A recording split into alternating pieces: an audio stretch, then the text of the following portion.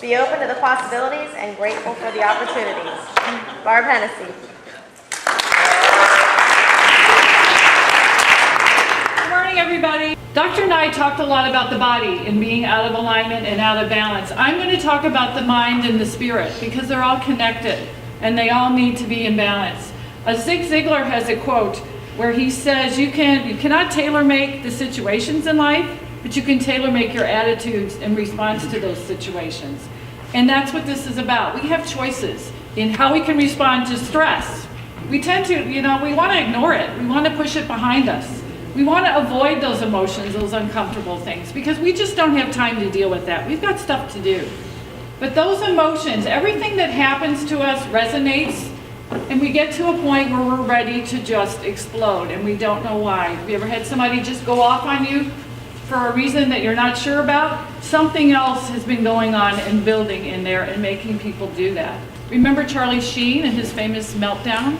If we could just link and cure, wouldn't that be wonderful? We're always looking for that magic pill, but it takes a little bit more work. I just saw the quote in the buzz, opportunities come as hard work. We sometimes miss that.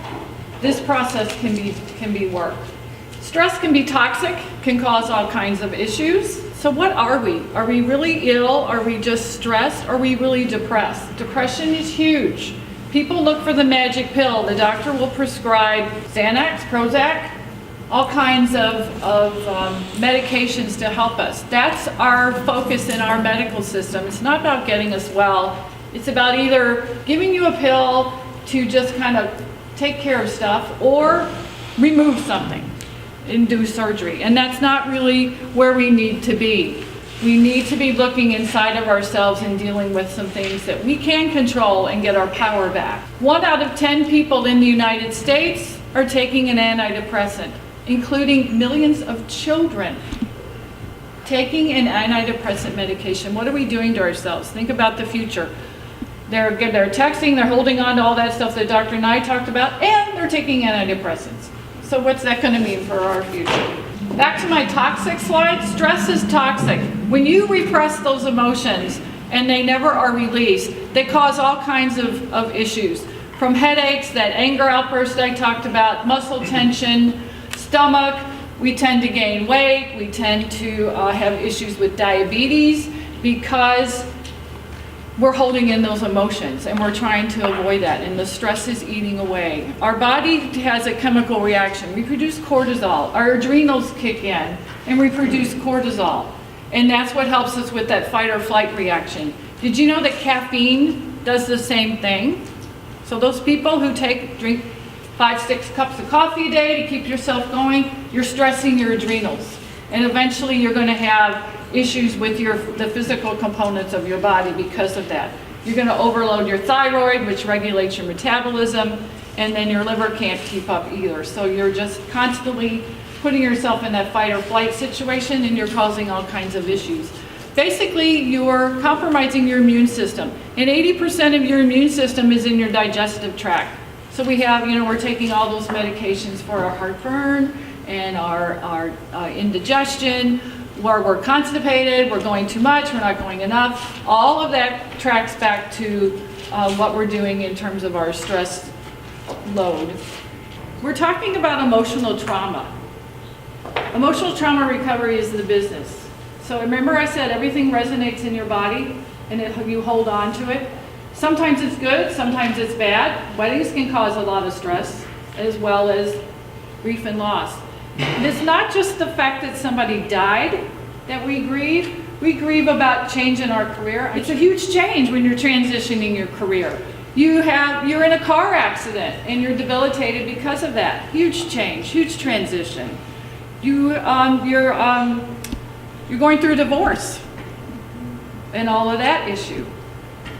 You suddenly you're taking care of your parents, they're elderly, you're taking care of your children, and your parents all of a sudden are going to need some type of long-term care. Your child's diagnosed with some kind of illness.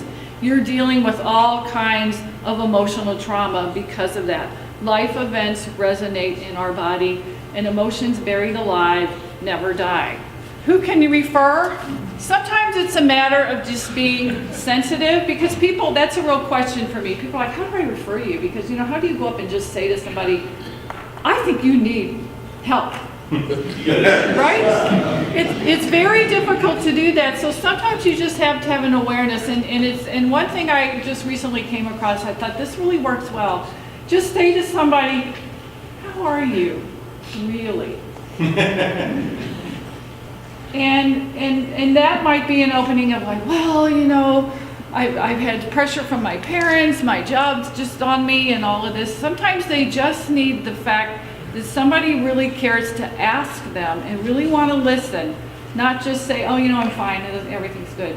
How are you really? And that might open up to some of these conversations about what's going on with them.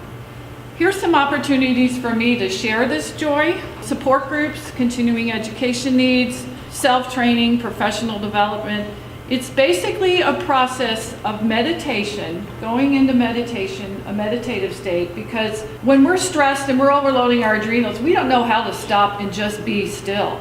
And that's the first place you need to go, because you're going inside yourself, and I'm guiding you through a process to re-experience whatever memory put that fear or guilt or anger in your gut and help you release that. And you don't need to share any of that experience with me. I had a client recently, she sent me some great testimonials, and she said, I've had 2 sessions with Barb and it's done more for me than 8 sessions of traditional therapy. Because when you talk about it, that can add additional stress to the process. So you don't need to share details.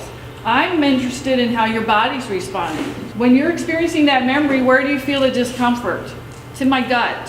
What is the emotion attached to it as you're re-experiencing that memory?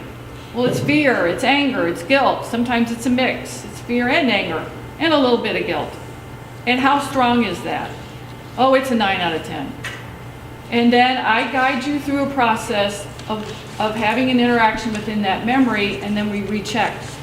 Well, how's that fear and anger now? Well, it went down, it's more like a 6. All right, now I want you to do this.